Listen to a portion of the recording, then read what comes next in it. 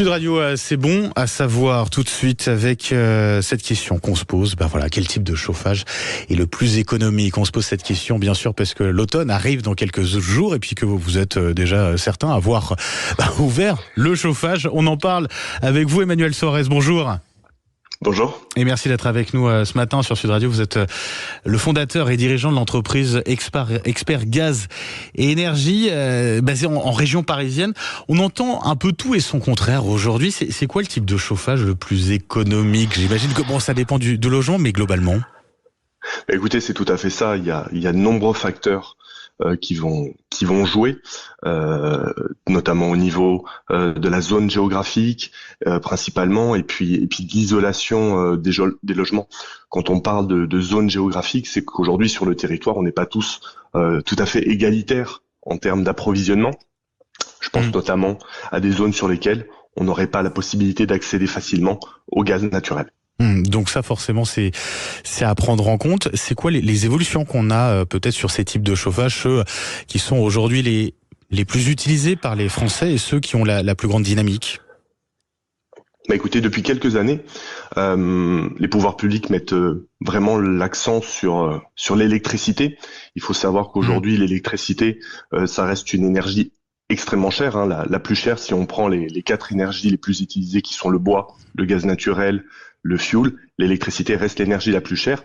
Néanmoins, elle est très bien dans le cadre, par exemple, des installations de pompes à chaleur ou de chaudières hybrides. Mais ça, c'est vraiment une condition très importante, c'est que les logements soient bien isolés, comme on le disait. Ouais, l'électricité donc qui reste chère. Alors on entend beaucoup de choses dans les médias en ce moment. J'aimerais pouvoir vérifier tout cela avec vous. On entend aussi, notamment le fait que la facture d'électricité cet hiver ne sera pas plus lourde que l'hiver précédent. Elle sera peut-être même moins chère. Est-ce que c'est vrai ou pas ça, Emmanuel Soares? Écoutez, ça, je n'ai pas la mesure ni le poids pour influer sur les prix. Cependant, aujourd'hui, les choses sont relativement claires. Quand vous prenez le comparatif des prix au kilowattheure des énergies, le gaz, par exemple, est quasiment 2 fois moins cher que le prix de l'électricité.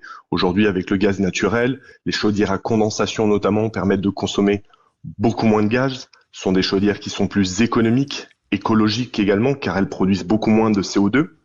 Et puis, il faut pas oublier ce qu'on est en train de faire au niveau du gaz vert en France, la proposition de biogaz qui est en train vraiment de se développer et qui pourrait, d'ici à 2050, nous permettre d'être quasiment autonomes dans nos consommations.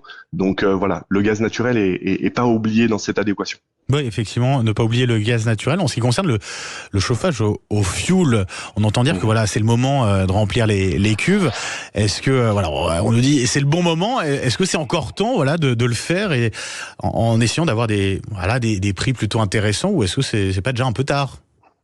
Mais effectivement, le fuel de manière générale a baissé ces derniers mois. Il faut savoir que le fuel, là encore, c'est un produit aujourd'hui qu'on va retrouver essentiellement dans des zones qui ne peuvent pas ou mal être approvisionnées, mais aussi qui souffrent d'une mauvaise publicité parce que très polluant.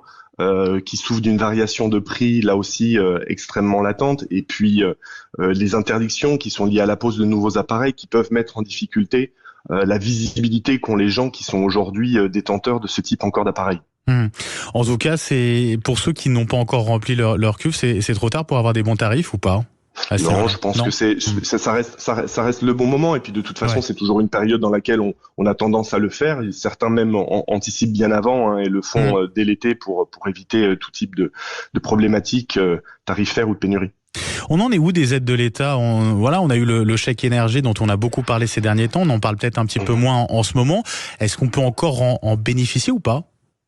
Alors il y a plusieurs systèmes d'aide qui existent encore aujourd'hui et qui valent le coup d'être observés, notamment toujours sur la pompe à chaleur ou de la chaudière hybride. Là encore, qui est un procédé très très intéressant puisqu'il combine tous les bénéfices d'une pompe à chaleur liée avec par exemple une chaudière à gaz.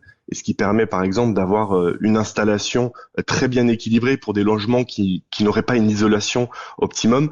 On peut toujours bénéficier d'aide auprès de nos banques en bénéficiant de prêts à taux zéro, ce qui peut être intéressant quand on a des travaux d'envergure à réaliser, et puis toujours de bénéficier d'une TVA réduite à 5,5 pour tous les travaux qui sont liés à des économies d'énergie dans le logement, et notamment la chaudière à gaz ou la pompe à chaleur. Bien sûr, merci pour tous ces conseils, Emmanuel Le Soaret. Je rappelle que vous êtes fondateur, dirigeant de l'entreprise Expert Gaz et Énergie, un spécialiste de la pose, maintenance et dépannage. Vous êtes basé en Ile-de-France. Un grand merci d'avoir été avec nous ce matin sur Sud Radio.